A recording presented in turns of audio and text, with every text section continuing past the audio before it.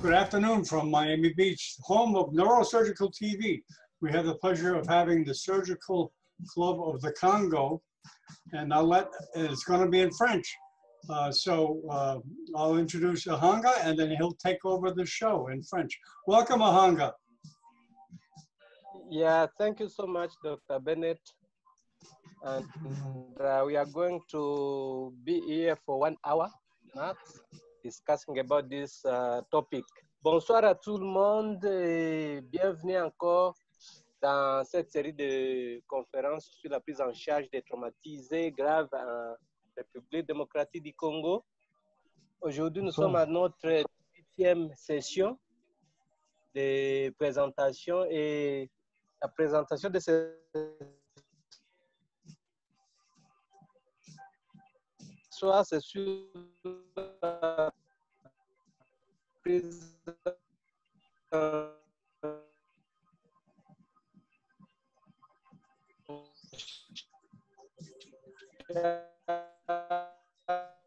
l'évaluation de la prise en charge des traumatismes rétro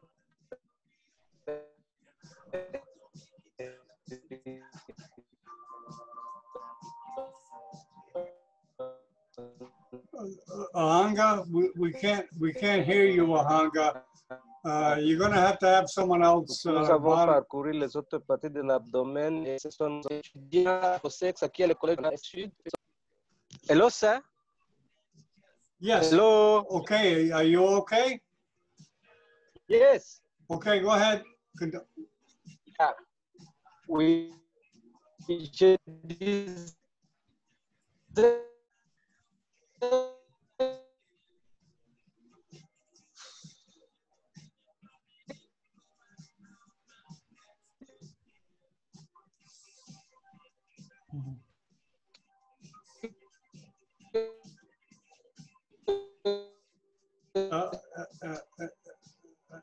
Ahanga, this is not working.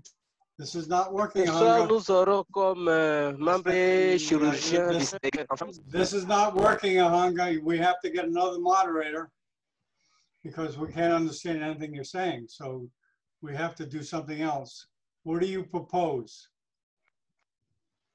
Let me check. We can't hear you. If Kabulo has a good network, it can... Yeah, okay, whoever. We need someone with a better connection to make this a telecast of worth. Okay? So please get someone else to moderate. Hello, Kabulo.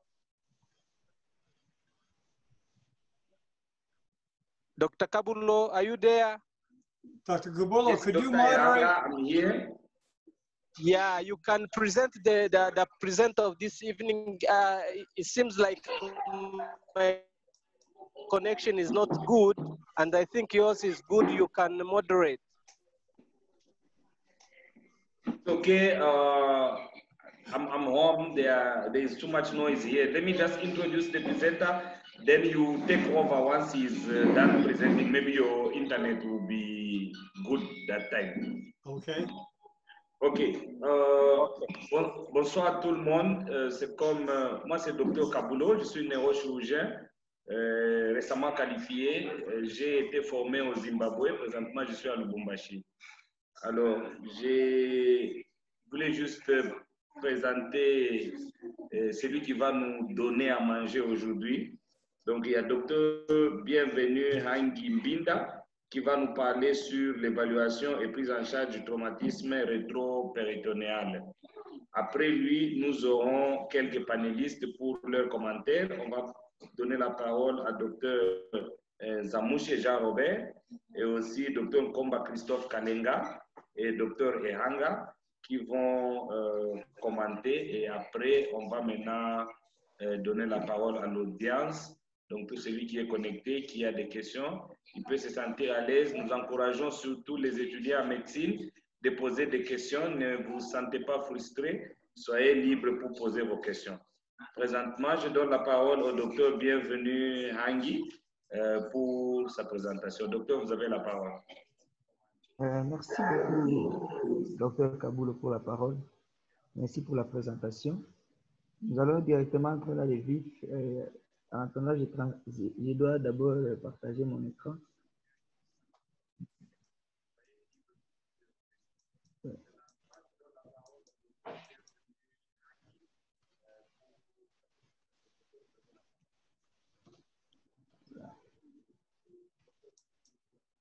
Je pense que vous me voyez déjà, vous voyez l'écran? OK. OK. Alors, comme dit par le modérateur, aujourd'hui, nous allons parler du traumatisme Perfect. rétropéritonéal, évaluation et prise en charge. Et c'est ça notre petit plan que nous allons suivre. Et nous allons commencer par une introduction et puis quelques appels anatomiques et puis nous allons parler un peu des traumatismes et de l'espace rétropéritonéal et nous allons terminer par là. Je pense que c'est 20 minutes maximum ou 25. Alors, comme introduction, les lésions traumatiques rétropéritonéales, ça constitue un défi pour les chirurgiens traumatologues. Je ne sais pas si c'est ceux qui avaient écrit ça l'ont vu eux-mêmes, mais nous aussi, même dans notre contexte, quand nous voyons les traumatisés rétropéritonéales, d'habitude, on se dit qu'on ne peut rien faire, on est désarmé par les lésions qu'on va trouver. Et ça constitue réellement un challenge devant les chirurgiens traumatologues parce que le plus souvent, la mortalité est un peu élevée dans les milieux en voie de développement ou dans les milieux à ressources limitées, comme ici chez nous au Congo. Et c'est pour cela qu'il serait mieux de commencer à en parler parce que nous avons souvent des cas comme ça, mais on n'en parle pas et on ne sait pas peut-être avoir de nouvelles idées par rapport à de nouvelles notions par rapport à la prise en charge. C'est pour cela qu'aujourd'hui on en parle. Et pour parler des traumatismes rétropéritonéaux, nous devons comprendre d'abord c'est quoi le péritoine. En bref, le péritoine, c'est une couche qui tapisse la cavité abdominale et qui couvre les organes intra-abdominaux. Comme on le dit étymologiquement, ça veut dire étirer autour. Donc, ça tapisse la cavité abdominale et puis ça couvre les organes intra-abdominaux. Alors, si vous allez voir les petits schémas qui sont à droite, vous comprendrez que le péritoine est comparé à un ballon dans lequel on pousse un point. C'est-à-dire quoi? C'est-à-dire que le plus souvent, on peut penser que les organes intrapéritonéaux sont dans le péritoine comme le nouveau-né est dans la cavité amniotique, mais non. C'est comme c'est comme si vous prenez un ballon, vous poussez votre poing dedans, et celui qui voit de dehors va croire que le poing est dedans, et pourtant, le poing est seulement couvert par une couche, une certaine membrane, et c'est de cette manière que l'on compare aussi le péritoine. Donc, c'est pas dire que les organes sont couverts, nagent dans la cavité péritonéale, dans le liquide péritonéal, mais ils sont couverts, ils ont poussé seulement, et la cavité, le péritoine, et constitue maintenant les organes intrapéritonéaux. Et à partir du péritoine, le péritoine s'est ainsi divisé en deux parties. La cavité péritonéale, donc, tel que j'en dis, c'est divisé en deux parties. Nous avons le grand sac et le petit sac péritonéal qui communiquent par les foramen épiploïques de Whistlon que vous voyez sur le slide devant et à la partie droite supérieure. Et ainsi, dans la cavité abdominale, on va trouver différents organes qui sont intrapéritonéales et d'autres qui seront rétropéritonéales. Ces organes qui sont intrapéritonéales sont retrouvés dans le péritoine et attachés par des mésentères. Mais les organes rétropéritonéales ne seront pas attachés par des mésentères comme je l'ai dit pour les organes intrapéritonéales. Ainsi, vous voyez la liste en bas des organes qui sont considérés comme intrapéritonéal par rapport à la petite définition que nous venons de donner. Et par rapport à cela, maintenant, nous avons ici l'espace rétropéritonéal, qui est cet espace-là de la partie abdominale qui n'est pas tapissé par le péritoine. Et donc, cet espace sera ainsi limité en avant par le diaphragme et les organes intradiaphragmatiques, bien sûr, mais aussi en arrière par une armature musculaire constituée par les psoas regia et les iliacus muscles, mais aussi on a aussi le quadratus lumborum muscle qui constitue une partie postérieure de la cavité rétropéritonéale. Alors, cet espace rétropéritonéal est aussi constitué des organes que nous pouvons citer ici. Les anglo-saxons ont fait un mnémotechnique qui est visible devant vous, c'est le SADPAC.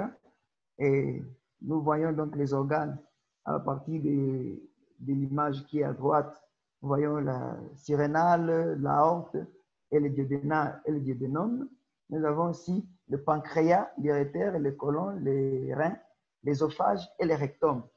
Et c'est à partir de ça que nous avons qu'il y a une subdivision anatomique qui a été donnée, qui divise les rétropéritoines en trois zones principales, dont la zone centrale, qui est la zone 1 que vous voyez à la partie droite là-bas, et les zones latérales, qui sont 2, et ce sont les zones 2, mais aussi la zone 3, qui est la zone pelvienne. Et les différents organes qui se trouvent là, nous devons les connaître parce que ça doit nous permettre de comprendre s'il y a une lésion dans telle zone, quels sont les organes que l'on peut soupçonner être lésés dans cette zone-là. Nous devons comprendre bien ça parce que ça peut nous aider aussi dans la prise en charge. Comme nous avons dit, les différents organes, vous les avez vus en fonction de leur zone. Vous devez déjà soupçonner quels sont les organes en fonction de la division anatomique de l'abdomen, quels sont ces organes qui se trouvent dans la zone 1, la zone 2 et la zone 3. Mais il y a aussi une autre subdivision plus segmentaire qu'ont fait les anatomistes. C'est une subdivision en compartiments qui peut nous aider aussi à localiser certaines lésions et nous aider aussi dans la prise en charge. Et ils ont divisé l'espace rétropéritonéal en 5 compartiments. Les autres disent 3, en considérant seulement les compartiments périrénaux, mais aussi on a ajouté d'autres que vous voyez là-bas. Donc il y a les compartiments périrénaux qui sont à 3, donc le compartiment antérieur pararénal, il y a le compartiment périrénal et le compartiment pararénal postérieur qui sont séparés par les fascias transversalis en postérieur et les fascias rétrorénales juste derrière le rein. Mais aussi, comme je l'ai dit, par rapport au compartiment antérieur, il est séparé par le fascia, le péritoine pariétal en avant et ici le fascia antérolatérales en arrière. Alors, nous avons ici l'espace périrénal qui est au milieu là que vous voyez. À part cela, maintenant, nous avons un espace qu'on appelle le compartiment des gros vaisseaux qui nous donne, dans lequel vous allez trouver l'aorte, et les veines et d'autres branches de ces gros vaisseaux-là. Et enfin, il y a un compartiment en postérieur qui est le compartiment qui contient c'est un compartiment presque totalement musculaire contenant les psoas et les iliacus muscles. Et selon la compartimentation, la nouvelle compartimentation, vous voyez qu'il y a aussi des organes qu'on divise en fonction de ces compartiments. Et dès qu'on connaît dans quel compartiment on peut trouver tel organe, par exemple, dans le compartiment pararénal antérieur, on trouve le pancréas, le duodénum et les côlons ascendants. Oui, les côlons ascendants. Et dans le compartiment périrénal, nous avons les glandes surrénales, les reins, l'urétère et beaucoup d'autres gros vaisseaux. Et vous voyez la suite. Nous devons connaître ça et le comprendre mieux pour mieux nous aider à localiser certaines lésions, mais aussi à prendre en charge ces différentes lésions-là. Alors, par rapport au traumatisme rétropéritonéal, ces traumatismes, s'ils viennent de différents mécanismes. Nous avons les mécanismes d'abord qui peut entraîner à des contusions abdominales. Ce sont des mécanismes, par exemple, dus à un coup direct sur l'abdomen. Il y a aussi des lésions par cisaillement et des lésions de décélération que l'on peut avoir quand il y a des coups au niveau de l'abdomen. Et on a retrouvé que quand il y a contusion abdominale, ou blunt trauma, je pense que c'est comme ça qu'on l'appelle en français, contusion blunt trauma, 15% des patients qu'on opère qui nécessitent une intervention chirurgicale, une laparotomie, on trouve des hématomes rétropéritonéaux dans ces patients-là. Ces patients qui ont subi des contusions abdominales. Et donc, on trouve que c'est quand même important que nous puissions continuer à en parler et chercher ça parce que ça peut mettre en danger la vie du patient. Mais aussi, malgré qu'il peut y avoir des coups avec ces lésions de cisaillement, ça peut provenir aussi de la manière dont nous nous protégeons quand nous sommes en train de conduire. Et nous pouvons croire que les sacs à air ou la ceinture de sécurité, ça peut nous aider à éviter les traumatismes s'il y a accident. Bien sûr, ça atténue, mais aussi la ceinture de sécurité, par exemple, ça peut vous tenir au niveau de la partie basse de l'abdomen et cela peut entraîner des lésions graves au niveau de l'abdomen. Donc, quand quelqu'un a été victime d'un accident, il faut prendre bien l'histoire et tout ça, ça doit faire partie de l'histoire. S'il portait la ceinture ou s'il a eu les sacs à air a été sorti. Donc, tout ça, ça doit faire partie de l'histoire. Alors, par contre, les traumatismes pénétrants ou oui, les traumatismes pénétrants, c'est souvent par armes blanches. Certains pays, on trouve que ce sont les armes blanches qui sont courantes dans ces traumatismes. Mais aussi, pour nous au Congo, par exemple, chez nous ici à l'Afrique, on a trouvé que la plupart, même si rien n'est publié, mais la plupart des cas qu'on trouve, ce sont des traumatismes par balle, parce que selon notre contexte. Alors, ces traumatismes-là, les traumatismes rétropéritonéaux sont vraiment difficiles. Le plus souvent, sont difficiles à diagnostiquer. Et surtout chez les patients que nous avons dit qu'ils ont subi des traumatismes ouverts ou pénétrants de l'abdomen, parce qu'il y a une superposition de signes par rapport à d'autres organes qui ont été lésés. C'est ainsi que le mécanisme du traumatisme et les forces traumatisantes et les sites anatomiques de la blessure et l'état hémodynamique du patient doivent déterminer la priorité et la meilleure méthode d'évaluation abdominale et pelvienne. Et là, tout ça, ça montre qu'une bonne examination physique et une bonne prise de l'histoire, ça doit nous orienter vers un traumatisme rétropéritonéal et pour qu'on puisse bien le prendre en charge. Et pour l'évaluation de tout traumatisé, peut-être rétropéritonéal, c'est comme l'évaluation de tout traumatisé. D'abord, nous devons commencer, comme on l'a déjà étudié par rapport au traumatisme abdominal, à l'évaluation primaire avec le ABCDE, que nous devons vraiment bien suivre parce que ça nous permet de déceler directement certaines lésions abdominales qui peuvent mettre d'abord la vie du patient en danger. Et si on ne les retrouve pas, ça nous permet maintenant de pousser un peu plus loin et notre investigation. Alors, nous devons prendre une bonne histoire et un examen physique minutieux, mais aussi il y a les suppléments de diagnostic comme on peut le faire avec les FAST et d'autres examens qu'on peut faire, notamment les urines, les hémoglobines, les hématocrites. Tout ça, on doit le faire. Ça nous permet de connaître l'état du patient, mais aussi connaître si le patient, sa vie est en danger ou non. Ainsi, le patient qui est hémodynamiquement normal peut avoir maintenant besoin d'une évaluation plus approfondie et qui est plus évolué pour chercher d'autres lésions dont on peut passer à côté. Alors, une chose que souvent certains peuvent oublier parfois dans les ABCD, c'est les log rolls.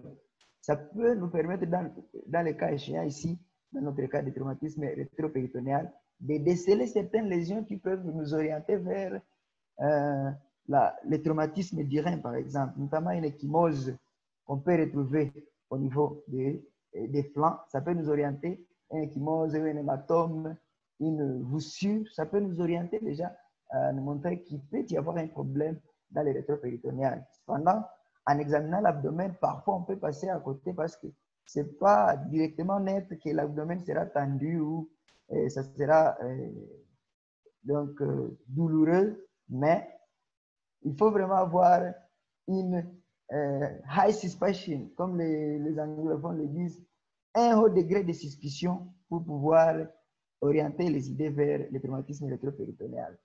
Alors, les malades peuvent se présenter différemment. Comme vous le voyez là, la cavité rétropéritonéale peut en elle-même englober 2000 ml à 4000 ml de sang. Et cela, c'est une grande quantité par rapport à la quantité totale du sang humain. Donc, on peut tomber en choc sans le savoir si on n'est pas vraiment... le malade peut tomber en choc si le médecin n'est pas vraiment vigilant d'y penser. Et même si c'est vraiment catastrophique, on peut quand même faire quelque chose si on y a pensé. Alors, le diagnostic, on a dit que le diagnostic, c'est vraiment difficile, surtout traumatisé qui présente des signes et symptômes de choc hémorragique, mais aucune source évidente d'hémorragie. C'est-à-dire que chez tout patient, après une évaluation primaire avec tous les suppléments de l'examen, notamment les FAST et les DPL qu'on peut faire, nous devons suspecter une hémorragie rétropéritonéale si on ne retrouve pas d'autres sources d'énergie. Et ça doit nous amener à pousser un peu plus loin. Donc, nous devons avoir un haut niveau de suspicion pour déceler ces lésions-là.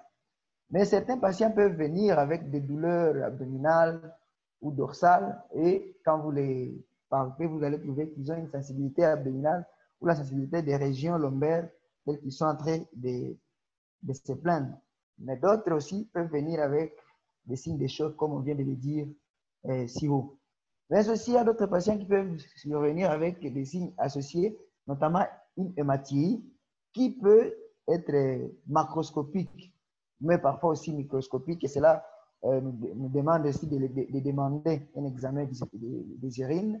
Donc, cela peut signer une lésion au niveau du rein ou au niveau des urétères. Alors, après une bonne évaluation ou une bonne prise d'histoire et après avoir stabilisé les patients, nous pouvons directement penser, si nous avons passé à l'examen, à un traumatisme rétropéritonéal, nous devons directement penser à l'imagerie médicale. Et nous comprenons déjà que les FAST que nous utilisons le plus quotidiennement et les lavage péritonéal diagnostique ou DPL et qui est utilisé dans certaines contrées aussi, ce n'est pas efficace pour diagnostiquer une hématome ou une hémorragie rétropéritonéale. Mais on peut faire, certains livres disent qu'on peut faire une radiographie, mais ce n'est pas vraiment spécifique et ça peut montrer une pneumopéritoine aussi, certains organes creux, notamment le duodénum où le rectum a été touché. Mais l'examen principal qui est recommandé, la principale modalité d'imagerie pour les types de traitements chirurgicaux et non chirurgicaux chez les patients souffrant de traumatismes abdominaux et joue un rôle important dans l'augmentation de la fréquence et du taux de réussite des traitements non chirurgicaux, c'est la tomodensitométrie. C'est-à-dire que c'est la tomodensitométrie qui nous aide à diagnostiquer mais aussi à orienter notre prise en charge qui sera peut-être chirurgicale ou non chirurgicale. Mais ça doit être en fonction de la tomodensitométrie que nous devons le faire et ça doit nous aider. Donc, c'est ça la modalité d'imagerie la plus conseillée et dans la prise en charge ou dans l'évaluation des traumatismes rétropéritonéal. Bon, malheureusement, dans nos conditions, par exemple, la tomodensitométrie n'est pas souvent disponible, mais aussi, parfois, le patient peut tarder dans son état d'instabilité hémodynamique. Et pourtant, il est recommandé que la tomodensitométrie, c'est une procédure qui doit se faire uniquement chez des patients qui sont hémodynamiquement stables. C'est-à-dire qu'il faut d'abord stabiliser les patients parce que l'imagerie, on dit que l'imagerie, c'est un endroit où c'est l'endroit le plus probable où le patient traumatisé peut facilement mourir parce qu'il n'y a pas assez d'équipement pour la réanimation. Alors, étant donné aussi que la tomodensitométrie peut prendre aussi longtemps pour être faite, pour être prise à l'imagerie, il y a des nouvelles évolutions ou une évolution de tomodensitométrie qui peut aider à recevoir les images un peu plus rapidement et puis aussi à recevoir les images de plus en plus nettes. C'est la tomodensitométrie multidétecteur ou multidétecteur CT scan. C'est une évolution de l'imagerie médicale qui permet de prendre les images de différentes dimensions. Peut-être ici, dans notre contexte, on n'a jamais peut-être demandé ça et on n'a jamais fait faire ça, mais on a trouvé que dans les écritures, on trouvait que c'est maintenant actuellement la meilleure modalité de tomodensitométrie qui est recommandée pour diagnostiquer les lésions rétropéritonéales. Et donc, elle a des avantages. Elle a des avantages parce qu'elle nous aide à déceler les lésions duodénales, pancréatiques, vasculaires, rénales et surrénales qui peuvent ne pas être vues sur la tomodensitométrie normale. Au niveau de la tomodensitométrie multidétecteur, on peut trouver des liquides qui peuvent être du sang aussi, mais aussi on peut trouver de l'air dans cet espace rétropéritonéal. Et cela va nous aider à orienter notre diagnostic qui peut nous orienter directement au type de lésion ou au type d'organe qui a été lésé. Et ainsi, la caractéristique précise de la lésion par la tomodensitométrie peut affecter la prise en charge clinique et peut aider à minimiser la laparotomie inutile.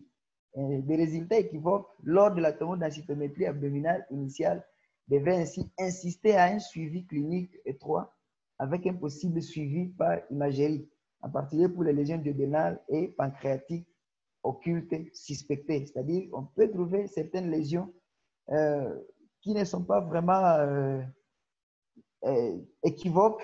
Et ça va nous demander de continuer à répéter peut-être les examens et peut-être la tomodensitométrie elle-même peut être répétée pour confirmer ou infirmer par rapport à la présence de cette lésion qu'on a trouvée au niveau du pancréas ou du duodénum.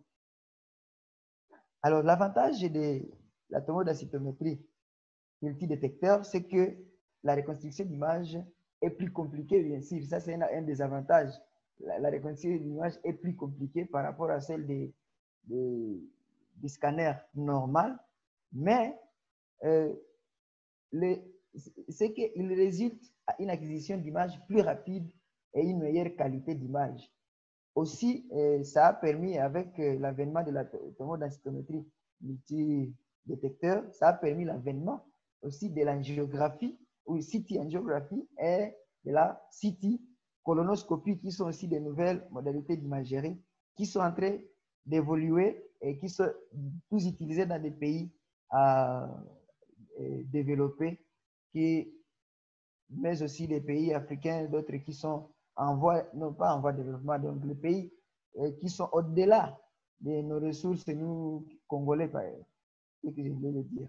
Alors, par rapport à la prise en charge des hématomes rétropéritonéales, comprenez que la plupart des traumatismes rétropéritonéaux se manifestent par les hématomes. Ça peut être un grand hématome ou mais aussi ça peut être un hématome minime. Ainsi, dans un traumatisme fermé ou blanc trauma, nous devons localiser, après avoir tout fait les examens, l'imagerie, on doit localiser la lésion. Et si elle se trouve dans la zone 1, la zone 2 ou la zone 3. Ainsi, il y a des recommandations par rapport à ces différentes zones, parce qu'étant donné les organes qui s'y trouvent, c'est que s'il y a un hématome au niveau de la zone 1, qui est la zone centrale, où on trouve des gros vaisseaux, on dit que s'il y a une lésion là, ça, c'est obligatoirement des lésions qui méritent une laparotomie ou d'être, les patients méritent d'être opérés ou d'être explorés. Cependant, dans la zone 2 et 3, on peut ne pas explorer les hématomes par rapport à leur expansibilité ou à l'évolution du patient. C'est-à-dire, dans la zone 2 ou 3, on explore l'hématome que si elle est expansible et pulsatile. Parce que si elle est pulsatile, ça va nous montrer que c'est une hémorragie ou un hématome d'origine artérielle. Et si elle évolue et elle est en train de s'expandre, c'est qu'elle ne va pas s'arrêter, alors elle mérite qu'elle puisse être évaluée, mais aussi prise en charge de manière chirurgicale. Et pour la zone 3, on peut faire les packings que l'on fait dans le damage control parfois. On peut faire les packings pour limiter l'hémorragie dans cette zone. Mais aussi, si l'hémorragie est artérielle, on peut faire une angio-embolisation. Ça, ce sont ce qui est recommandé, même si certains pays ou certains hôpitaux ne peuvent pas être capables de le faire. C'est pour cela que c'est toujours un challenge dans les pays en voie de développement. Pendant dans les traumatismes ouverts ou les traumatismes pénétrants, tout patient qui a le rétropéritoine qui est impliqué dans les traumatismes ouverts doit être exploré par une laparotomie ou par quelques moyens que ce soit que nous allons voir. Et on est en train de parler de la laparotomie, mais aussi les avancées actuelles montrent que la laparoscopie est aussi utilisée dans le traitement ou dans la prise en charge des traumatismes rétropéritonéales. Étant donné cette tendance aux techniques mini-invasives de la chirurgie, on a aussi essayé d'utiliser la laparoscopie ou la rétropéritonéoscopie dans le traitement des traumatismes rétropéritonéaux. Et on a trouvé qu'avec la laparoscopie, on peut traiter des lésions au niveau des reins, au niveau des glandes surrénales, mais aussi au niveau du duodénum. Et certains pays, on a comparé la prise en charge avec les rétropéritonéoscopies et la laparoscopie. Alors, ils ont pris, par exemple, le cas d'une adrénalectomie. Ils ont trouvé que les deux méthodes n'ont pas de grandes différences par rapport à la suite post-opératoire et aux différentes complications. Mais certains ont dit que la rétropéritonéoscopie, donc l'intervention par rétropéritonéoscopie, est mieux que la laparoscopie par rapport surtout à la réduction de la douleur. Mais on dit que même dans les contextes partout où on a l'accessibilité de la laparoscopie, c'est possible de traiter un traumatisme au niveau de l'espace rétropéritonéal par une laparoscopie. Tout est, même dans les traitements des traumatismes pénétrants, la laparoscopie, elle est toujours indiquée partout où on peut y accéder. Il y a aussi des données africaines. J'ai eu un article africain qui a été publié, je pense, par les Sud-Africains, parce que j'ai vu que beaucoup de gens sont des Sud-Africains. C'était Médise Zachary Koto qui a montré qui a aussi utilisé la laparoscopie pour traiter le traumatisme rétropéritonéale et il a montré, sur les 280 cas qu'il a opérés, il a trouvé que 62, bien sûr, étaient traumatisés par des couteaux ou les armes blanches. On a trouvé que l'organe le plus souvent lésé dans la cavité péritonéale, c'était les côlons, suivi par le duodénum. Mais l'organe plein qui était lésé, le plus souvent rencontré, c'était les reins, suivi aussi par le pancréas. Et toutes ces lésions ici ont été réparées chez 36% des cas. Et on a vu que, bien sûr, il y a eu certaines complications pour certains patients, mais on a trouvé les résultats satisfaisants. Et ce qui a prouvé à ce qu'ils puissent publier leur travail en disant que même en Afrique, en tout cas, la laparoscopie ou le traitement laparoscopique du traumatisme rétropéritonéal, surtout pénétrant, est possible et il est mieux indiqué étant donné les outcomes ou quoi, les résultats qui est en train d'en sortir, qui est un bon résultat par rapport à la réduction du temps d'hospitalisation, la réduction de la douleur et tant d'autres.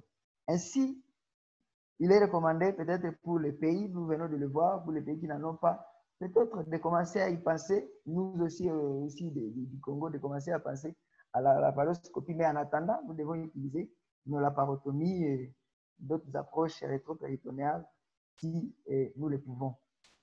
Ainsi, je vous remercie. Merci beaucoup pour votre attention.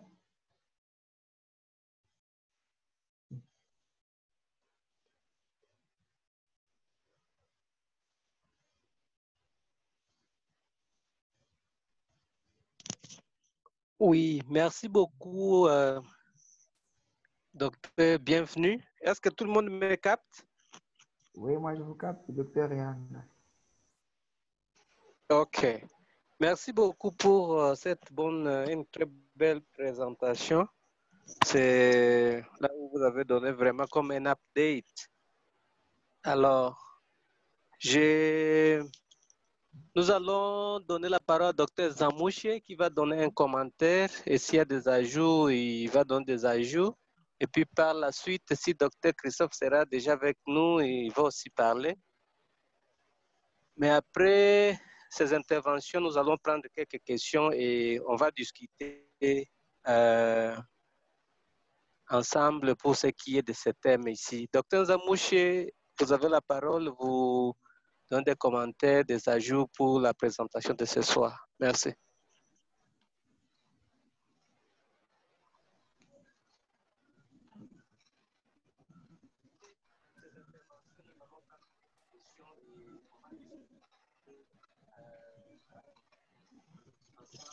Allô, est-ce que Dr Zamouche nous capte?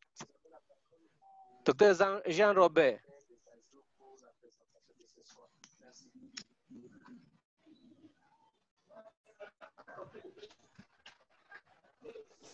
Oui, docteur Christophe, si vous êtes déjà avec nous, vous pouvez donner un commentaire par rapport à la présentation de ce soir. Je vois docteur Zamouche, apparemment, il va intervenir d'un moment à un autre. Docteur Jean-Robert, vous êtes avec nous?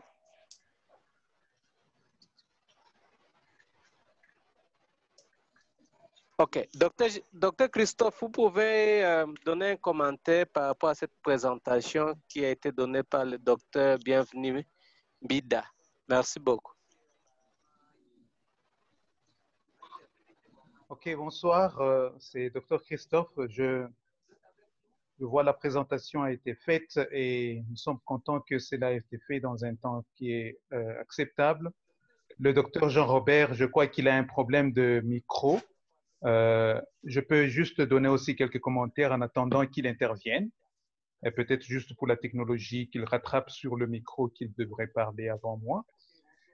Mais le grand problème que nous avons avec les traumas de la zone postérieure et surtout ce que nous appelons les rétropéritonéales, la zone rétropéritonéale, c'est que sur le plan clinique, lorsque ces malades se présentent, ils ne présentent pas des signes cliniques qui sont responsables de l'expression de des blessures qui sont responsables du mécanisme quelconque qui s'est passé. Et surtout, c'est les lésions qui sont notorieuses de pouvoir se compliquer sont des lésions postérieures qui touchent le côlon parce qu'au début, ça ne se manifeste pas. Et une fois que ça se manifeste sous forme d'une infection fulminante. Et au moment où vous le détectez, quand les signes commencent à se présenter, déjà, c'est un problème.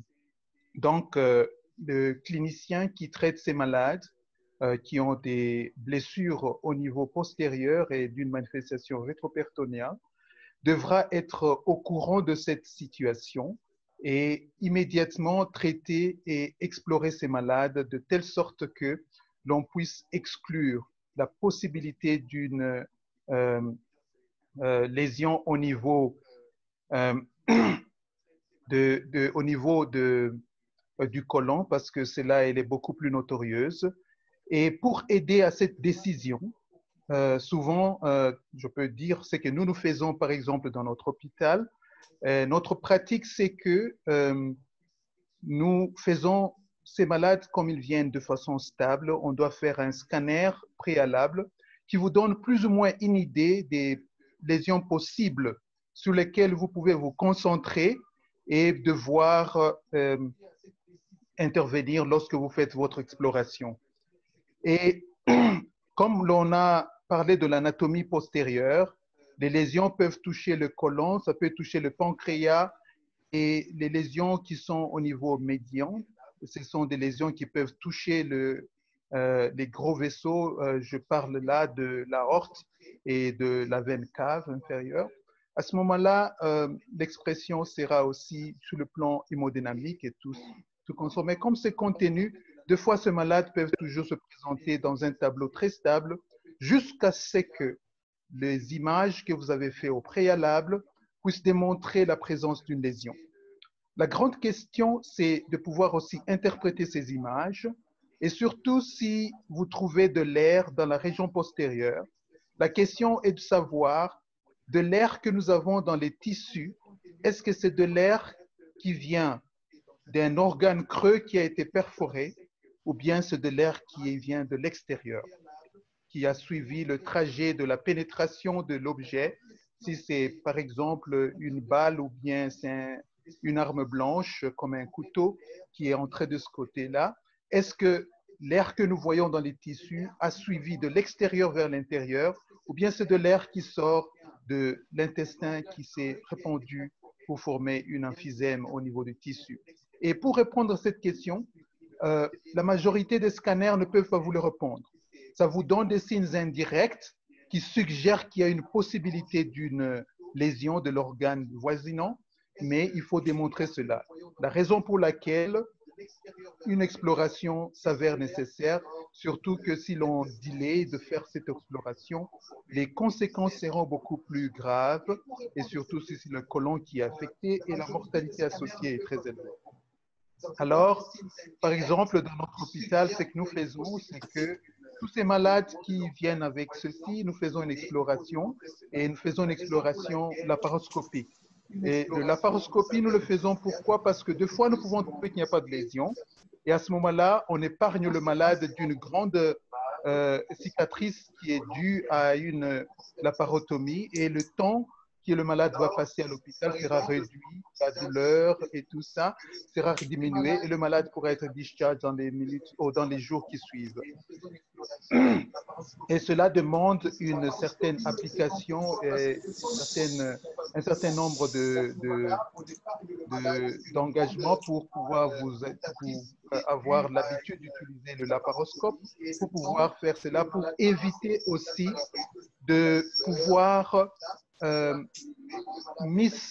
comment je peux dire en français, pour pouvoir ne pas reconnaître les lésions, parce que un des grands problèmes avec le laparoscopie en trauma, depuis, si nous voyons un peu l'historique de cela, c'est que le grand problème, c'était le grand nombre de lésions qui n'étaient pas identifiées quand on faisait de laparoscopie.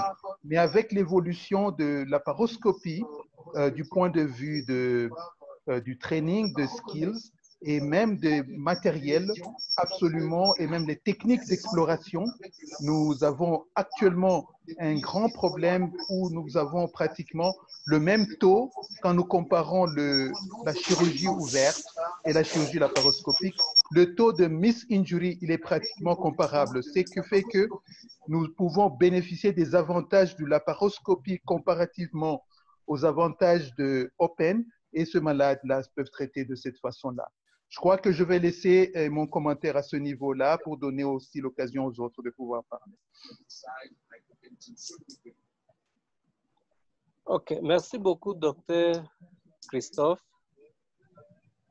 Yeah, Dr. Bennett. Yes. Dr. Jean-Robert would intervene for this interaction, but he's not able to talk. Okay. Maybe you can help him.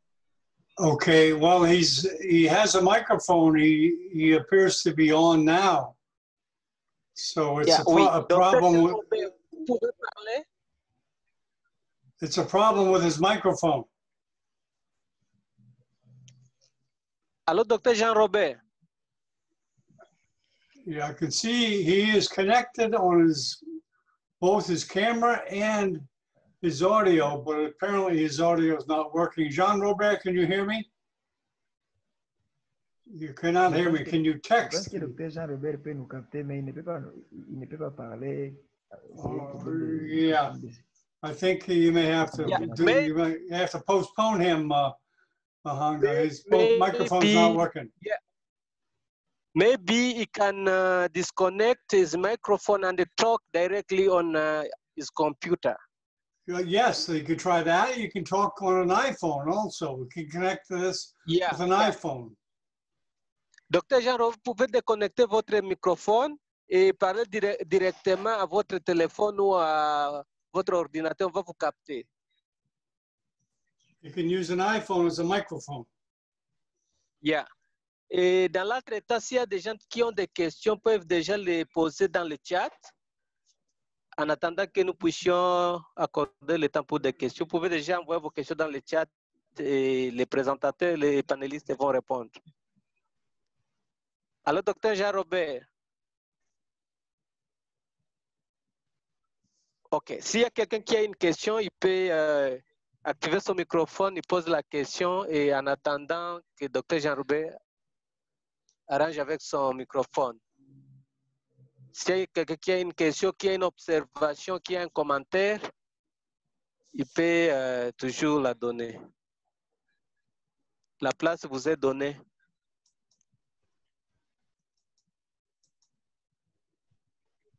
So what are we doing, Mahanga? Yeah, now I've opened like for interaction now. For interaction, okay. We can, yeah, and then maybe Dr. Jean-Robert can come after, but we open interaction. Yeah, we can have the question. We have the poll too. Yeah, Paul will come. I want to take like one question, two questions. Let me ask if Dr. Jean-Robert, vous pouvez nous écouter? Allô? Allô? Vous m'entendez? Oui, oui. Allô? On vous attend maintenant. Oui. Ah, je suis vraiment désolé. J'ai dû me déconnecter pour me reconnecter. Vous m'entendez tous? Oui, on vous attend. Oui, oui. Voilà. Voilà. Je vais en profiter maintenant que la connexion est revenue pour faire rapidement mon petit commentaire. D'abord, je félicite l'orateur. Bravo, bravo, bravo. Pourquoi d'abord? Parce que c'est un sujet que nous, les chirurgiens traumatologues, nous redoutons et c'est un véritable défi. Et en plus, vous avez fait un excellent rappel anatomique, ce qui est très important dans le cadre de ces lésions. Merci en tout cas et bonne présentation. Juste pour recadrer, parce que ces cours que nous faisons, le but est d'avoir le moins de mortalité possible. C'est de sauver le plus de personnes polytraumatisées. Et de quoi meurt un polytro? Je répète, ça j'en ai déjà parlé. Il meurt soit d'un problème respiratoire, dans 20% des cas, soit d'un problème cérébral, 40% des cas, soit d'un problème hémorragique. Alors ici, nous sommes dans le rétropé. Et nous savons que d'un point de vue hémorragique, il y a 3 zones au niveau de l'organisme où on peut saigner sans s'en rendre compte et perdre toute la masse sanguine. C'est le thorax, l'abdomen et le rétropé sous-péritoine. Et c'est là où nous en sommes. Alors, de quoi meurt-on lorsqu'on a un traumatisme de rétropéritoine? Ben, c'est d'hémorragie, immédiatement. Plus tard, on peut mourir de sepsis, de multi-organe failure, s'il y a quelque chose, si on est passé à côté, par exemple, d'une plaie intestinale. Mais d'abord, ce qui nous intéresse, c'est sauver ce patient qui va mourir, qui risque de mourir d'un problème hémorragique. Alors, pourquoi est-ce que pour nous, c'est compliqué le problème du rétropé? Pour 3 raisons. D'abord, de 1, le rétropé, c'est derrière. Quand on ouvre un ventre, on n'arrive pas au rétropé. Ce qu'on aimerait, c'est sortir tous les intestins, se retrouver face au rétropé pour pouvoir travailler dans des meilleures conditions. Malheureusement, on ne peut pas le faire. Donc, si vous voulez atteindre la zone 1, vous êtes obligé de faire un décollement de tout le côlon droit, la manœuvre de Cattell, pour pouvoir atteindre cette zone. Si vous voulez atteindre la zone 1, la zone 2, si c'est au niveau du rein droit, vous êtes obligé de faire donc le Cattell, donc décollement colopariétal droit. Donc c'est comme si vous ouvrez la couverture, comme si vous retirez la couverture d'un lit, mais vous allez de droite vers la gauche. Si vous devez intervenir au niveau du rein gauche, vous faites la manœuvre de Mattox, c'est-à-dire vous décollez tout le côlon gauche et le rein pour passer de l'autre côté. Donc, et si c'est un saignement au niveau du pelvis, en tout cas du pelvis et du bassin, sous-péritoine, il faut passer en sous-péritonéal sans passer par le ventre. Donc, ce qui explique que vraiment pour atteindre ce rétropé, on doit passer par des chemins difficiles. La deuxième chose qui nous embête, c'est que dans ce rétropéritoine, il y a des choses qui saignent. Ce n'est pas des petits vaisseaux, c'est l'aorte, c'est la veine cave, c'est les artères iliaques, c'est les lombaires, c'est les artères rénales. Donc, c'est des grosses choses. Et la troisième chose qui nous embête, c'est que quand on ouvre ce rétropé, parce que ce rétropé est quand même contenu par le péritoine qui est devant et les organes intrapéritonéaux. Quand on l'ouvre, c'est comme si on ouvre une bouteille de champagne. Et donc, le fait de l'ouvrir, on décomprime quelque part ce qui était plus ou moins contenu. Donc, quand on ouvre pour aller guérir la chose, on se retrouve avec quelque chose qui nous explose. Et donc, c'est difficile à faire. Voilà pourquoi c'est tout un challenge. Alors maintenant, quelle est la prise en charge par rapport à un hématome du rétropé ou une lésion du rétropé? Je pense que l'orateur a été très clair. Moi, si j'ai un conseil à vous donner, l'hématome du rétropé, n'y touchez pas. N'y touchez pas, vous y touchez qu'à certaines conditions. D'abord, premièrement, il faut faire un scan. Je sais que dans nos contrées, c'est difficile, mais il faut vraiment qu'on fasse tout pour même mobiliser les pouvoirs publics. On ne peut pas continuer à faire des polytros sans scanner. Il faut un scanner. Alors, le scanner a 2 avantages. Le premier, c'est que parfois, vous avez quelque chose qui saigne, comme une lombaire, par exemple, qui saigne. Vous pouvez faire une artério-embolisation. Je sais que c'est encore la technologie que nous n'avons pas chez nous, mais il faut savoir que les embolisations ont réduit de 25% la mortalité des polytros. Donc, bon, on n'a pas ça chez nous, mais au moins le scanner nous permet de voir quelle est la lésion à laquelle nous allons être confrontés. Comme je vous ai expliqué tout à l'heure, il y a différentes voies, que ce soit la zone 1, zone 2, zone 3, à prendre, qui sont des voies qui sont compliquées, détournées. Quand on sait où est le problème, on peut directement prendre la bonne voie quand c'est un peu compliqué.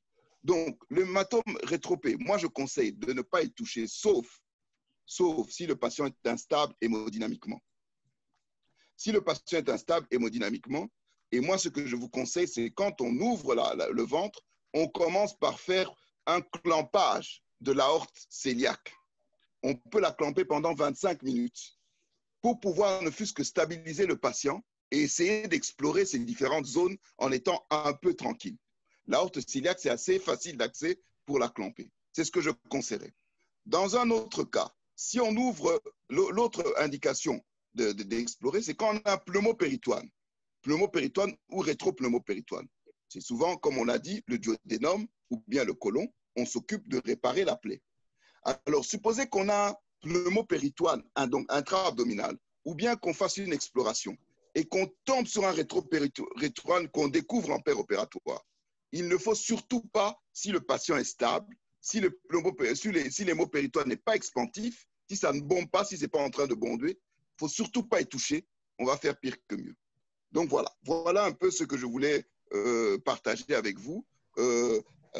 Merci pour cet exposé. Donc retenez simplement qu'on va aborder le rétropé que si le patient est instable et que si le patient présente des lésions comme les pneumopéritoines ou ce genre de choses. Voilà. Alors, le collègue a bien parlé de la zone 1 que l'on va toujours explorer parce qu'il y a des gros vaisseaux, surtout lorsque c'est un trauma pénétrant. Donc, toute la littérature est unanime. Si vous avez un trauma pénétrant au niveau de la zone 1, c'est une indication formelle d'aller explorer patient stable ou pas. Voilà, je vous remercie. Oui, merci beaucoup, Dr Nzamouche Jean-Robert, pour cette intervention. Je rappelle que vous intervenez à partir de la France et vous connaissez les conditions dans lesquelles nous travaillons et vous avez bien dit que nous devons impliquer le pouvoir public pour l'amélioration des conditions dans lesquelles nous travaillons dans nos régions en Afrique et surtout dans notre pays en RDC. Et ces décideurs ne feront que cela quand on leur dit de ce qu'il faut faire.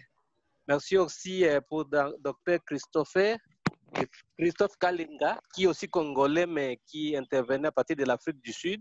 Merci beaucoup aussi pour ses contributions. Nous avons vu ici M. Jonathan Baozi qui voulait poser une question. Pouvez-vous allumer votre microphone et poser la question? Yeah, I'm asking to Jonathan to ask his question. Jonathan Baozi. Pouvez-vous poser votre question, allumer votre microphone? Go ahead, Jonathan. Je suis là, vous m'écoutez, s'il vous plaît? Oui, on vous capte, mais votre connexion semble un peu compliquée. Merci pour la parole. Mon nom c'est Jonathan Baozi, je suis étudiant en premier doctorat à l'université de Kinshasa. Yeah, this is, Hanga, this is a situation where they should text the question. You're right. Yeah, you're going to have to text the question, please. Please. Ma question est, l'orateur a dit... Jonathan, don't bother with internet. Please text the question. Please text the question. Okay? Please. Vous pouvez écrire votre question. J'ai deux questions. S'il vous plaît, Jonathan, s'il vous plaît, vous pouvez écrire votre question dans le chat parce que votre...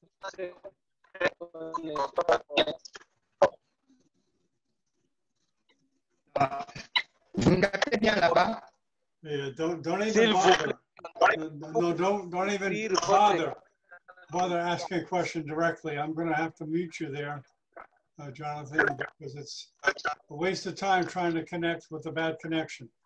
So, yeah. Okay, yeah. Okay, on to the next Dr. question. Balaka, vous voudriez parler? Vous voulez poser une question? Dr. Balaka. Oui, je voudrais poser une question. Vous posez allô? la question, docteur. Oui, ma question s'adresse au docteur Nzamouche. Je voudrais savoir si tout au long de sa carrière, est-ce qu'il a déjà réalisé une laparoscopie indiquée pour un trauma du rétropé? Et si oui, quelle laparoscopie il a réalisé et quelle en était l'issue? Voilà, c'est tout. Voilà, vous m'entendez? C'est moi. Oui, vous m'entendez? Allô? Oui, on vous capte. Oui. Voilà, donc merci Dr Balaka pour la question. Moi, personnellement, je n'ai jamais eu à faire une exploration du rétropé pour un problème pour une lésion. La seule chose que j'ai eu à faire, c'est une cystoscopie exploratrice pour être sûr que le problème n'était que intra-abdominal et pas rétropé. C'est-à-dire, par cystoscopie, je me suis rendu compte qu'il y avait un problème intra-abdominal Et j'ai vu que le rétro-P bombait, mais sans plus. Et j'ai réglé le problème intra-abdominal qui était un saignement d'une artère mésentérique. Et ensuite, le rétro-P était stable. Donc, je n'ai pas ouvert le rétro-P en célioscopie. Personnellement, il faut vraiment être très aguerri à la chirurgie laparoscopique et à la chirurgie de ces organes-là, que sont les reins, les surrénales et compagnie, pour pouvoir le faire. Dans toutes les publications, on dit qu'il faut vraiment des équipes aguerries pour pouvoir le faire. Et moi, je n'ai pas en tout cas l'expérience de la chirurgie classique en rétropéritonéale et je ne me risquerai jamais à le faire. Il faut vraiment être bien entraîné. Merci beaucoup, docteur Jean-Robert. Docteur Christophe a un commentaire là-dessus ou une certaine expérience, il peut ajouter. Docteur Christophe. Merci pour l'opportunité. Juste pour répondre au docteur Balaka, juste là-dessus, je vais vous dire que dans notre institution, nous faisons beaucoup de laparoscopie. Il a toujours été un grand problème de pouvoir faire accepter le laparoscopie dans le cadre de traumatisme, comme je l'avais démontré. Et la grande peur de tout le temps, c'était que la laparoscopie ne vous donne pas une belle vision, une bonne exploration. Et le risque était de pouvoir ne pas identifier toutes les lésions possibles. Et à ce moment-là, on pouvait exposer le malade à une mortalité qui pouvait être préventive, qui pouvait être évitée, je voulais le dire. Mais comme on vient de le dire et comme Jean-Robert l'a signalé, vous ne pouvez faire de laparoscopie si vous avez eu un training assez consistant là-dessus et que vous connaissez l'anatomie et le scanner vous aide aussi. Et lorsque nous faisons cela, par exemple, dans notre institution, c'est qu'il y a des conditions préalables que vous pouvez prendre. Il faut que votre malade soit stable avant de le prendre pour le laparoscopie du point de vue métabolique, c'est-à-dire vous regardez son gaz sanguin, il n'est pas en grande acidose et tout ça, et surtout sur le plan hémodynamique.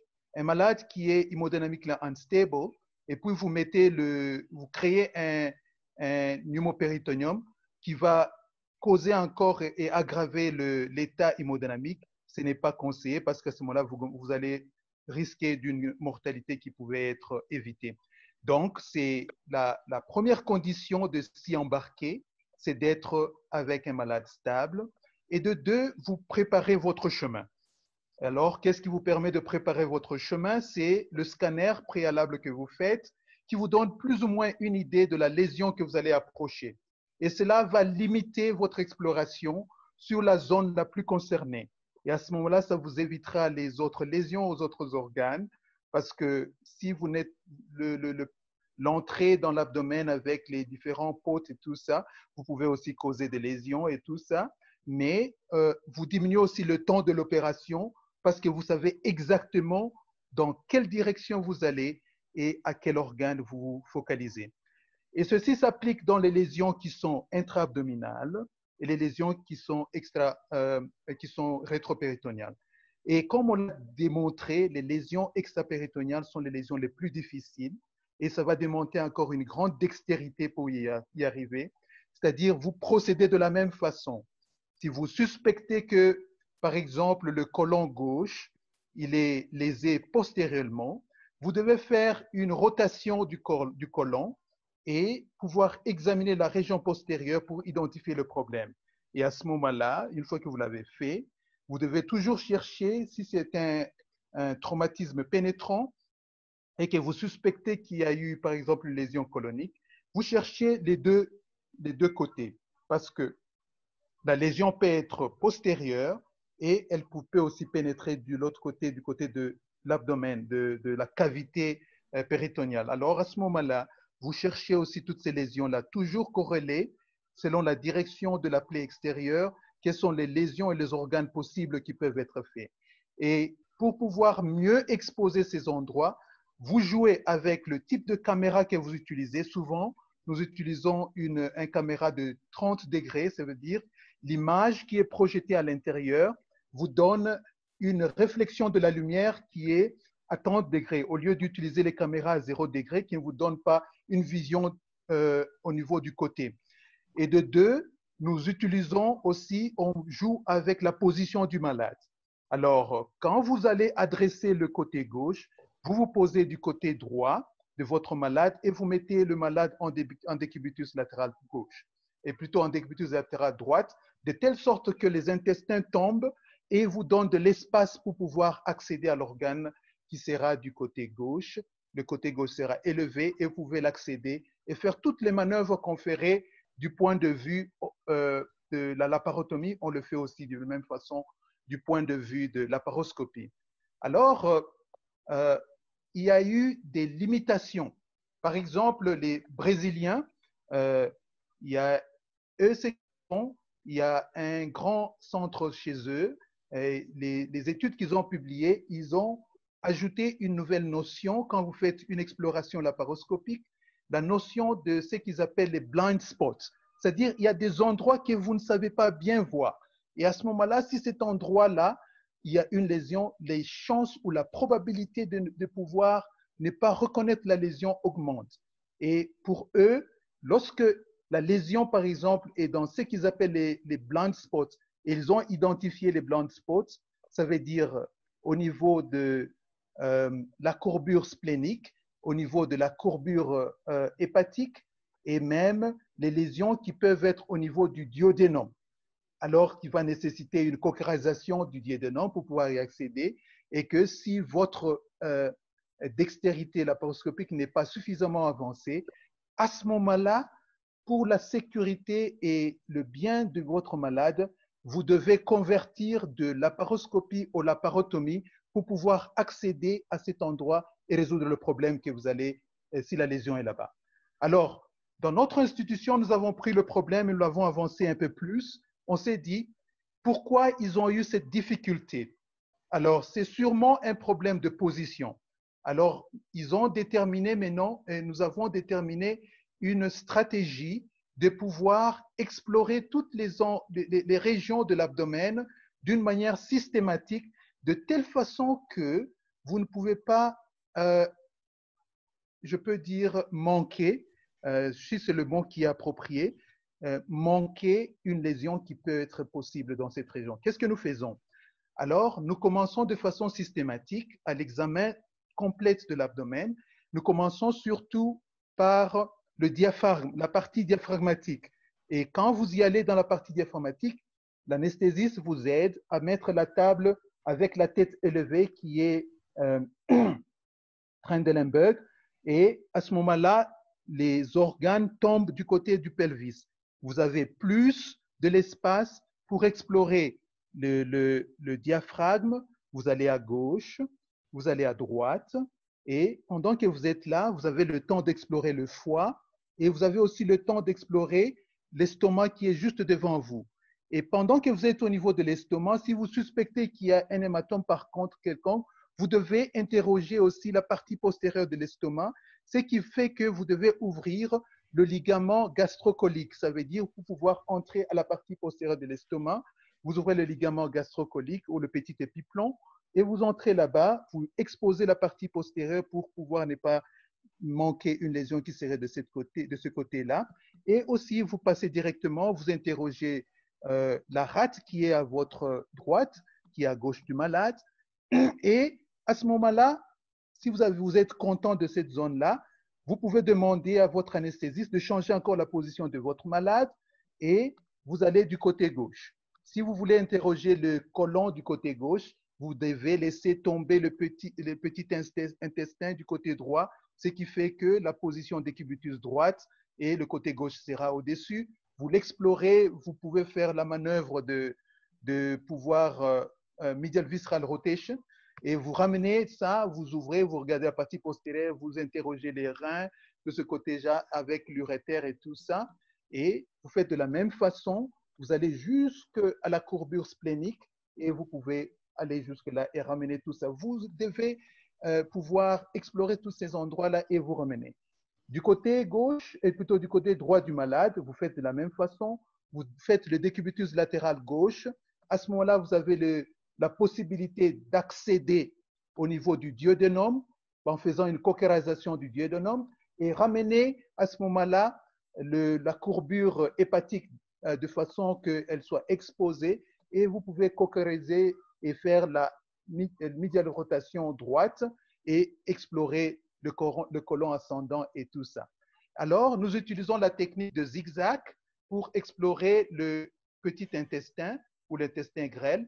Nous commençons au niveau du ligament de 13 jusqu'à aller à la jonction iliocécale. Alors, tu dois utiliser deux forceps qui sont non traumatiques et vous faites ce qu'on appelle le mouvement de zigzag pour que vous ayez l'opportunité de regarder de deux côtés de la même façon qu'on le fait dans la laparotomie ouverte, mais ça, nous le faisons avec la main. Ici, c'est comme si vous le faisiez à la fourchette.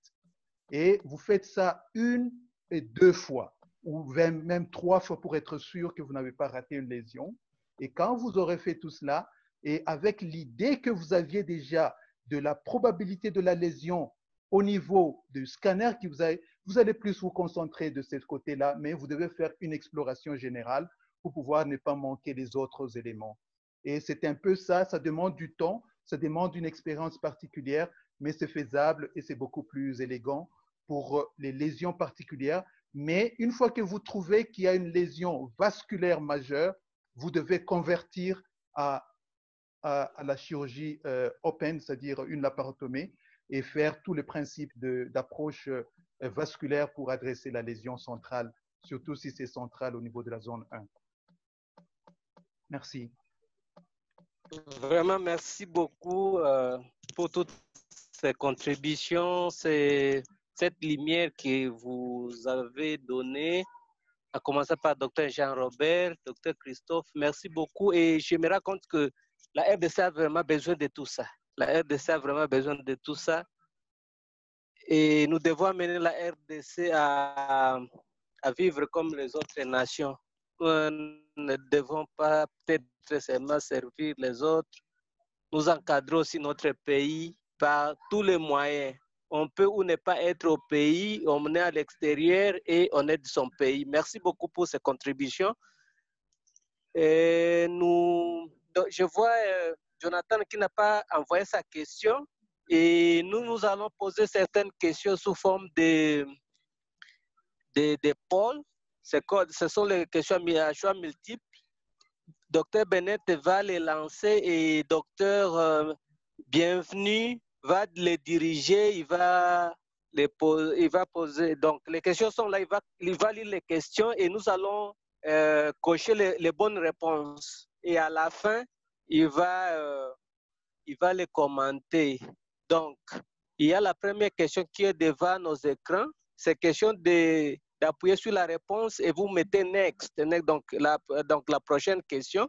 Et puis, à la fin, quand les résultats seront projetés, Docteur Bienvenu, le présentateur de ce soir, il va diriger la séance avec les pourcentages et nous dire quelles étaient les bonnes réponses et ce que les gens ont donné et voir si nous avons quand même appris quelque chose de cette séance. Nous pouvons commencer. Oui, merci. Je pense que les questions sont très claires et c'est juste un exercice. Oui, docteur Bienvenu, vous allez diriger quand il y aura les résultats qui seront lancés par docteur Bennett. Oui. Et là, on va d'abord tous répondre. Pour ceux qui utilisent les laptops, ça sera seulement question de descendre en bas.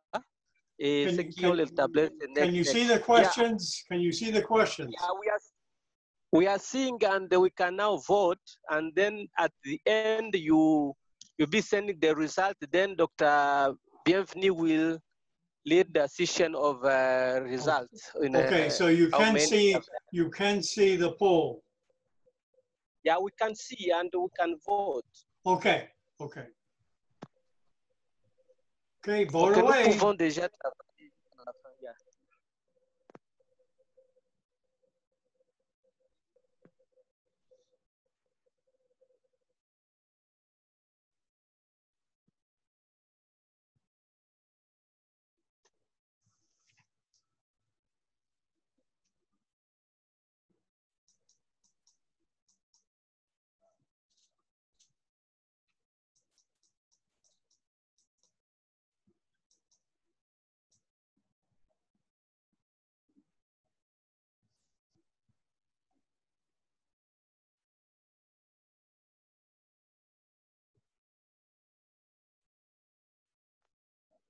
you.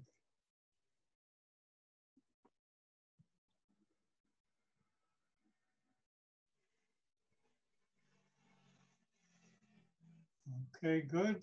We had one person take the poll. That's good. Yeah. That's a start. Another person, great. Don't be afraid to vote. There's no right or wrong answers. Yeah.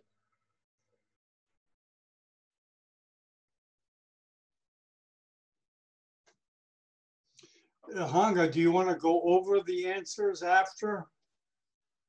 Yeah, after. Okay, let me know when you're done. Yeah.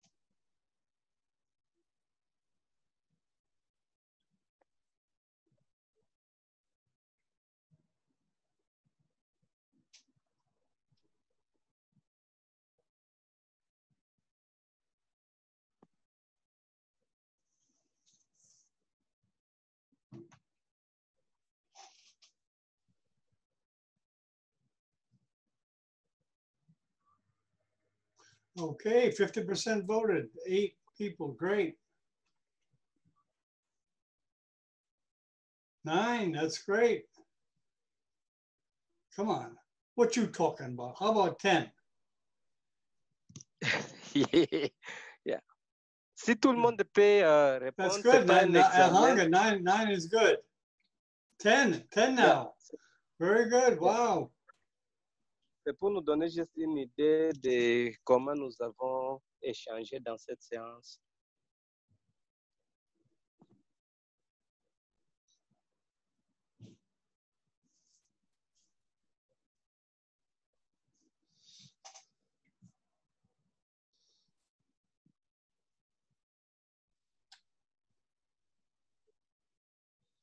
What do you think? We're ready to wrap it up, Hanga? No, we wait a little bit. Okay. How many now? 10 is very good. 12 now, we got 12. Okay, Yeah. we'll wait a few minutes.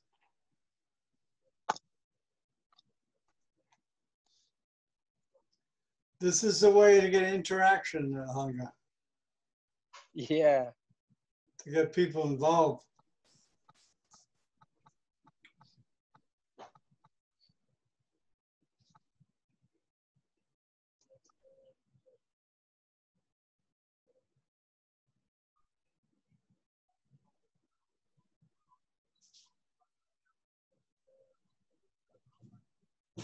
Dr. Bennett, Yes. after this poll, may I share some image of a case which was done by Dr. Christopher Kallinga from South Africa on this topic? Just 2 pictures. Okay, well, just write to me what you just said. I didn't understand much of it. So write to me, Yeah. okay? Yeah, okay, your audio's not that great. Let me send you a picture of. Okay, we're gonna wrap up the polling. We're gonna stop the polling now. Okay, end polling and share results. I'm gonna share the results now. Yeah. Okay, you can go over the results if you want. Hanga, go ahead. Yeah, docteur, bienvenue. Oui. Vous pouvez discuter les résultats et nous donner les réponses de tes questions. Merci beaucoup pour la parole encore. Je vois que quand même la plupart sont en train de trouver les bonnes réponses.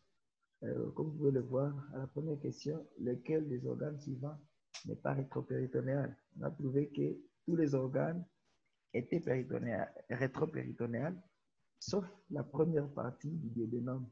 On a dit dans l'exposé, c'est seulement la deuxième, troisième et quatrième partie du duodénum qui se retrouve dans les rétropéritonéales. La deuxième question, on a cherché les organes qui sont dans la zone 2, rétropéritonéale. On a trouvé que,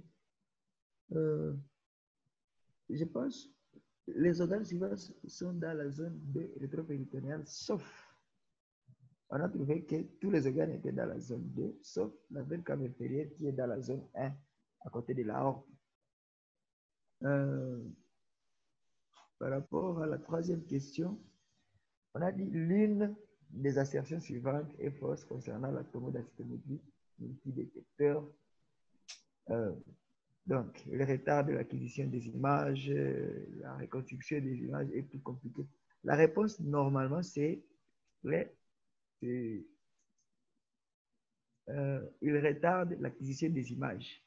Mais je vois qu'on a coché aussi l'assertion, disant que ça peut être ça la réponse, la troisième assertion, mais la vraie assertion, c'est la première assertion, parce que ça permet au contraire d'avoir des images plus rapides que le CT normal. C'est parmi les avantages que nous avons cités, mais aussi d'avoir des images de plus en plus meilleures que le CT normal. Par rapport à la quatrième question, comme on l'a parlé, on a vu que la cavité péritonéale c'est une cavité qui peut regorger une grande quantité de sang. La plupart retrouvés, c'était la deuxième insertion qui est de 2000 à 4000 millilitres de sang, et qui peut faire à ce que le patient puisse tomber en choc. Par rapport à la cinquième question, il y avait un cas clinique, je ne sais pas si les gens, je pense que les gens ont compris directement parce que d'habitude, pour tout patient traumatisé, s'il est hémodynamiquement instable ou tout patient qui arrive aux urgences, il doit d'abord être réanimé avant toute autre prise en charge. Ainsi, l'attitude à prendre, premièrement, ça devrait être réanimer le patient.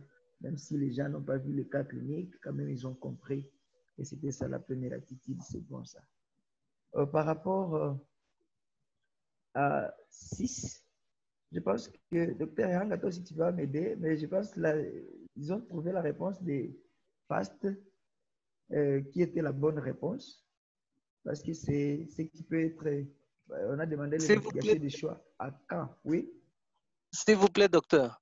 Oui. Par rapport à la sixième question, oui. Il est demandé investigation des choix en cas d'un traumatisme du rein ou soit en cas de traumatisme rétropéritonéal avec un patient instable. Instable, oui. Oui, un patient instable ou ce qu'il faut faire pour un patient instable. Vous avez dit dans votre présentation qu'il ne faut pas tenter le CT scan. Le docteur Jean-Robert aussi en a parlé. Par contre, s'il y avait la réanimation ici, il fallait réanimer le patient et programmer une intervention. Docteur Kalengala aussi souffrait, docteur Jean-Robert, et surtout dans la zone 1, quand vous avez, par exemple, quand des traumatismes pénétrants, pas d'investigation, il faut y aller. Et pour ce qui est de rétropéritonéal, il fallait faire peut-être un CT scan, mais comme le patient est instable, vous l'avez bien dit, il ne faut pas traîner. Parce que les phases ne donnent pas de bons résultats en rétropéritonéal. C'est le CT scan qui nous aide en rétropéritonéal. Et là, dans ces cas, il faut réanimer le patient et planifier votre chirurgie. Donc, il fallait aller avec la dernière assertion qui donne 33%. Donc, 33% des personnes ont bien travaillé à cette assertion. Oh oui, c'est ce qui est visible. Et par rapport à la septième question, tu peux continuer un peu? La septième question, il est dit, concernant le traumatisme rénal ou rétropéritonéal, l'assertion la plus correcte. Ici, on dit tous les patients se présentent avec une hématurie. Il y a 16% de personnes ce n'est pas une assertion qui est vraie parce que tous les patients ne vont pas présenter une hématurie. Deuxième assertion, aucun patient ne présentera une hématurie. Ça aussi, ce n'est pas vrai.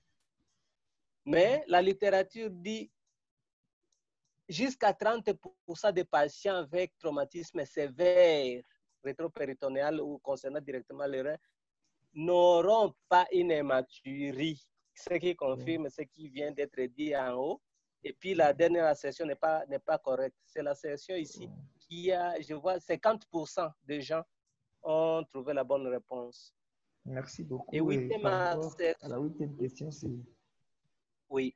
facile. Donc, on a longuement discuté sur ça. On a montré que seuls les patients stables doivent bénéficier d'un CT scan. Ça permet de pouvoir trouver la lésion et voir s'ils sont opérables ou pas. Donc, trauma rénal avec patient stable, investigation de choix, c'est le CT scan. Et si on a accès à CT scan multidétecteur, c'est le meilleur. Merci beaucoup, docteur Idi. Vraiment. Ouais. Merci beaucoup à tout le monde. Yeah, Dr. Bennett, we have get good results. Oh, good. Okay, so the poll worked. Yeah, it means that people have understood what we have discussed this evening. I want maybe Dr. Jean Robert would have a comment, yes. And there are some pictures here. Yeah, Dr. Jean Robert, vous pouvez donner votre commentaire.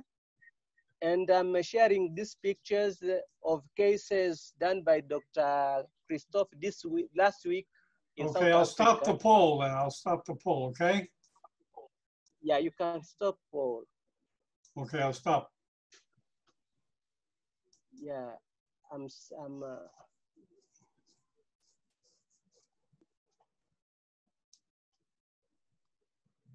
sharing some pictures here. Okay. Like this one. And maybe Dr. Christophe Kalenga will have to comment on these pictures. Dr. Kabulo, if he's around. No, Dr. Kalenga is the one who operated on the patient. Okay. Yeah, Dr. Kalenga, are you with us so that you give a comment on these pictures of this case, and then Dr. Jean Robert will give the last comment. Yes, I'm still there. I'm still online, so I'll just comment. Je vais commenter juste rapidement là, juste pour donner une idée pour ceux qui peuvent se faire une idée. Ça, c'est juste quelques images. Ce jeune homme de 33 ans a été agressé avec un couteau et pendant la période de confinement, et il a été poignardé par, d'après ce qu'il a dit, un de ses amis, tout autour d'une bagarre pour quelques raisons particulières là. Et il s'est présenté à un hôpital de niveau inférieur. Il est resté là-bas pour 2 jours. Il se sentait mieux. On l'a ramené à la maison et au 3e jour, il est venu à l'hôpital parce qu'il avait des douleurs abdominales. Et nous avons fait le scanner. On a montré qu'il y avait une probabilité d'une lésion au niveau du côlon gauche, parce que c'était au niveau du flanc droit, et plutôt du flanc gauche qu'il a été poignardé.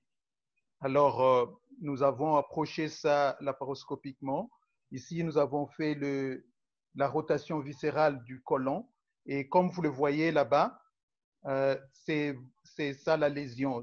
C'était une perforation du côlon. Au niveau postérieur, il y avait aussi un autre trou au niveau antérieur. Alors, nous avons exposé ça et on a réparé ça intracorporellement avec la laparoscopie, et il a fait 3 jours seulement à l'hôpital et il est parti à la maison. On l'a épargné d'une grande cicatrice de laparotomie. La douleur, la récupération post-op a été rapide et le séjour hospitalier a été court.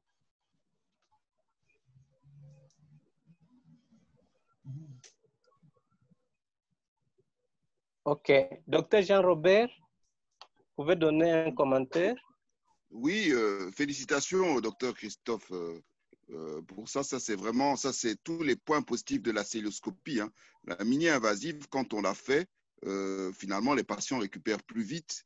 Et si on a la possibilité, la dextérité, le skills pour le faire, il ne faut pas hésiter.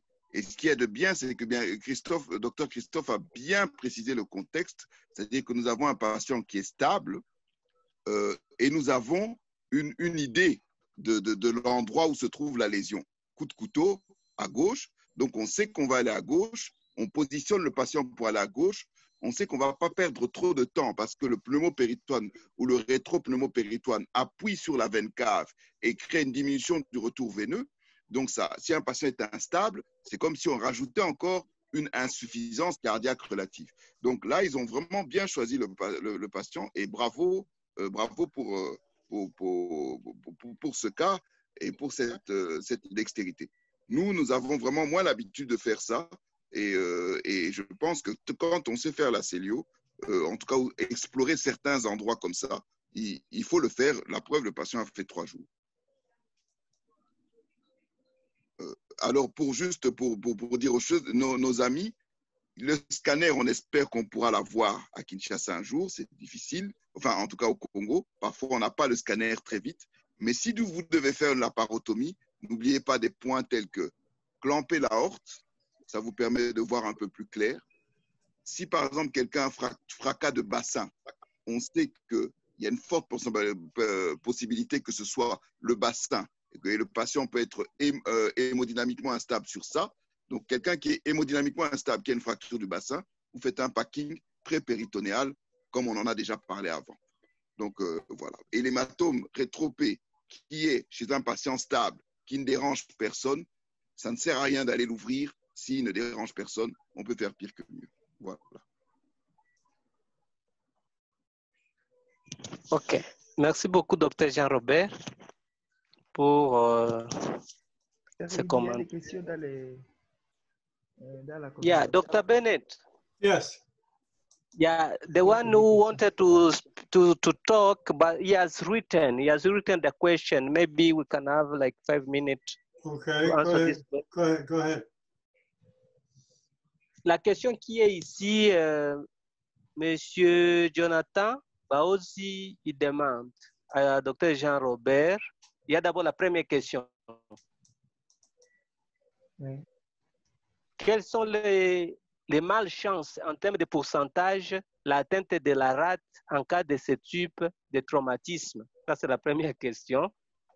Monsieur Jonathan n'avait pas été là quand on avait parlé du traumatisme de la rate, mais il pose une question. Docteur Jean-Robert est là, il était d'ailleurs le maître de la séance. Il va répondre. Et deuxième question encore à Docteur Jean-Robert. Quelles sont les retombées pour les organes directement vascularisés par les troncs cœliaques lorsque les clampes pendant 25 minutes, lorsqu'on les clampe pendant 25 minutes? Je pense aussi, si Dr. Jean-Robert va donner des éclaircissements sur le temps de clampage, ce n'est pas vraiment 25 minutes, ou soit si docteur, bienvenue, vous avez un commentaire, vous le donnez, et puis Dr. Jean-Robert va boucler. Oui, le commentaire, ça peut être par rapport aux malchances en termes de pourcentage. C'est juste que il y a différents pourcentages d'atteinte de la rate selon qu'on est devant un traumatisme abdominal pénétrant ou un traumatisme abdominal fermé. Alors, on avait montré, bien sûr, pendant les séances précédentes que l'organe le plus touché dans les traumatismes abdominal non pénétrants ou fermés, c'était la rate qui était touchée presque à 40%. Je pense, si je ne me trompe pas des chiffres. Mais l'organe le plus touché dans les traumatismes pénétrants, c'était le foie, et qui était touché aussi autour de 40%, et suivi de la rate qui peut être touchée à 30%. Je ne sais pas si c'était ça par rapport à sa question, mais je n'ai jamais fait de laparoscopie ou je n'ai jamais vu faire. Je ne peux pas croire qu'il posait la question par rapport à traumatiser la rate avec le laparoscope. Je ne sais pas si c'est ce qu'il demandait, mais c'est ce que j'avais comme commentaire. Merci. Oui, merci beaucoup. Docteur Jean-Robert? Oui, donc mon collègue a très bien répondu par rapport à la première question. Alors, donc la deuxième question, c'est les retombées, c'est ça, hein? Oui. Quelles sont les retombées? Oui, donc en fait, il faut savoir que les 25 minutes, c'est surtout par rapport au rein. Par rapport au rein. Hein. Donc, il faut savoir que le foie, par exemple, est très bien vascularisé par la veine porte aussi. Donc, disons, j'ai été un peu large avec 25 minutes, 15 à 25 minutes, disons. C'est surtout pour le rein. Puisque quand on fait un clampage sus-rénal, on a peur, en effet, d'un moment donné, léser les reins. Et c'est pour cela qu'on dit, bon, allez, on ne va pas aller plus loin que 20-25 minutes. Il faut savoir que l'estomac, c'est l'organe le plus vascularisé de l'abdomen. Donc, il faut déjà beaucoup pour arriver à le nécroser. Et puis, au niveau du foie, il y a 70% de la vascularisation du foie qui se fait par rapport au système porte. Donc voilà, quand on a plus clampé l'aorte, il y a encore le système porte qui fonctionne. C'est différent du Pringle. Le Pringle, qui est le clampage de tout le pédicule hépatique, où vous clampez l'aorte et la veine porte. Plutôt l'artère hépatique et la veine porte. Ça, c'est différent. Donc là, dans ce cas, donc, on peut aller, c'est surtout pour les reins, jusqu'à 25 minutes. Oui, merci beaucoup, Dr Jean-Robert. Dr Christophe, vous avez un commentaire? Oui, juste pour mentionner sur les retombées, toutes les fois que vous clampez un vaisseau, vous avez supprimé l'apport en sang et en oxygène dans les organes qui sont desservis par les vaisseaux-là. Alors, il faut s'attendre à ce que l'on appelle le phénomène de ischemic reperfusion syndrome, c'est-à-dire il y aura un phénomène de reperfusion ischémique au moment où vous allez relâcher les clampes qui vont créer un état d'instabilité du malade parce que tous ce qu'on appelle les produits du métabolisme anaérobique qui se sont formés, qu'on appelle les free radicals, et peuvent être libérés rapidement et ça peut causer une instabilité hémodynamique. Ça veut dire, c'est pour cela que quand vous devez faire ces manœuvres-là, vous devez toujours être en communication avec votre anesthésiste. Vous lui dites de compter le temps pour vous. Pendant que vous faites ça, il met le chrono pour qu'il vous rappelle le temps pendant que vous opérez, parce que vous pouvez oublier pendant que vous faites ça. Et puis de deux, il doit donner des liquides au malade pour pouvoir contrecarrer les changements hémodynamiques qui peuvent survenir une fois que vous relâchez les clampes pour pouvoir ne pas avoir les effets néfastes de ce phénomène de ischemic reperfusion syndrome.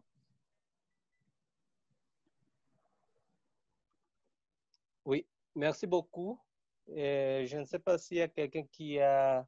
Dr Balaka, vous avez un commentaire et après ça, nous bouclons avec le dernier commentaire de Dr Zamouche qui va donner le dernier commentaire. Yeah, Dr. Bennett. Yes. I'm saying that we are almost at the end, and I was asking if Dr. Balaka add a comment, and then Dr. Jean-Robert would close the session of this evening. Okay. Dr. Balaka, do you have something to say? No. Well, Okay, once Dr. again, bad connection, that's okay. Dr. Jean-Robert. Oui, donc voilà, donc je pense que tout a été dit lors de cette session. Donc savoir que c'est un défi, que c'est pas évident, ces organes sont cachés. Savoir que l'instabilité hémodynamique et le pneumopéritoine sont les seules choses qui vont nous faire intervenir, et aussi la plaie au niveau de la zone 1, la plaie pénétrante au niveau de la zone 1, sont les choses qui vont nous faire intervenir. Savoir qu'il y a d'autres façons d'explorer, comme la laparoscopie qui existe, c'est bien de le savoir, parce que c'est des mini-invasifs et ça peut aider, mais ça doit être fait entre des mains expertes. Savoir que si vous êtes dans votre coin tout seul, que ça vous arrive, des manœuvres comme les clampages de l'aorte, ça va vous permettre peut-être de pouvoir sauver le patient, voir de quel côté bombe l'hémopéritoine, gauche, droite, en fonction de ça, vous y allez et toujours, en tout cas, essayer de privilégier l'hémodynamique du patient. Ne pas oublier que lorsque ça saigne de trop, lorsque vous êtes perdu, lorsque c'est difficile, vous pouvez toujours paquer. Vous prenez des compresses, vous paquez dessus, peut-être momentanément, peut-être pour revenir après. Voilà. Donc, tout a été dit et je remercie encore l'orateur qui nous a non seulement fait un bon cours sur la physiopathologie et le management, mais aussi sur l'anatomie, ce qui est très important parce qu'il faut toujours savoir à quel organe on s'attaque si on veut être le plus efficace possible. OK. Merci beaucoup et merci à tout le monde pour la participation ce soir.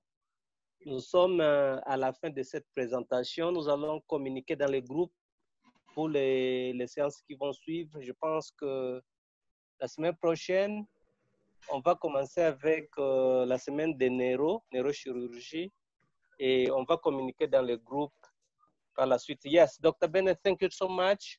We are at the end of this session. It has been very interactive, and thank you for the polls. And then next week, we are going to communicate about the topic and send a link. Thank you so much. Okay, thanks everybody for enthusiasm, and thank you for letting us use the poll. We're just trying to find out what makes this a better platform. So thanks for your patience with that. And we'll see you next week. Goodbye. Thank you so much. Bye. Merci beaucoup. Merci beaucoup.